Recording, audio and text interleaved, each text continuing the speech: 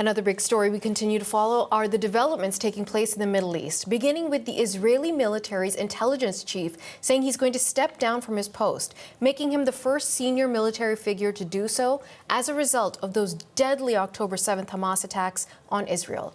Major General Aharon Haliva issued the statement, taking responsibility for leadership failures in foreseeing and preventing the attack, an attack where 1,200 people were killed and roughly 250 people were taken hostage into Gaza, ultimately setting off Israel's war against Hamas.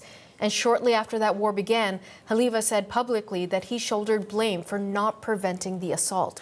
His resignation and that of other military and security leaders have been widely expected for months. Journalist Iris Mackler explains why Haliva is resigning now. He said he bears the burden of this war every day since it began. I think he sees that the nature of the war in Gaza is changing. Israel had 28 units, divisions in there. They've taken them out. There are now 2. They've left Khan Yunis. The question of what happens next, I've seen one major newspaper saying that now Israel has to choose between prosecuting this war, continuing this war, and saving the remaining hostages, however many are still alive. So perhaps he didn't want to be part of that anymore. As he departs, he does say that he supports a state-run commission of inquiry. That's a commission of inquiry that will have the power to subpoena witnesses and to force them to come and give evidence, witnesses and documents. And I think that's significant because we haven't heard from Israel's Prime Minister that he has either taken the full-throated responsibility for this or that he wants to hold a state commission of inquiry. And interestingly, today there's been a political reaction to Aharon Haliva's resignation.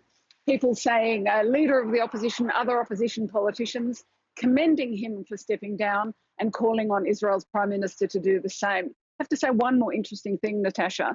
In the immediate aftermath of the October 7th attacks, when this country was reeling in shock, there are a number of people who called on all the military leaders not to step down because they said then, and are repeating now, if these leaders step down, it will allow the politicians to blame them and not to shoulder the blame themselves. So you can see how this turns into a political story as well.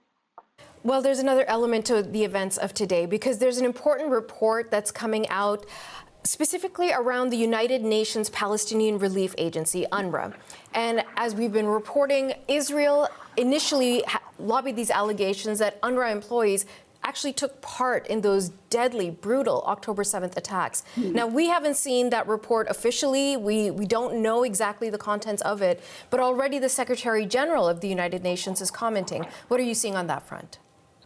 That's right. It's the cart and the horse the wrong way round. We haven't seen the report, but the UN Secretary General has.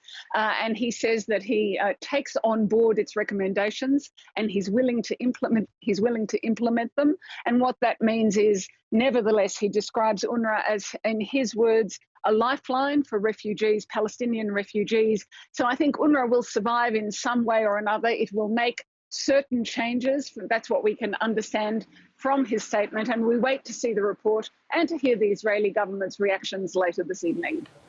Iris Mackler reporting from Jerusalem.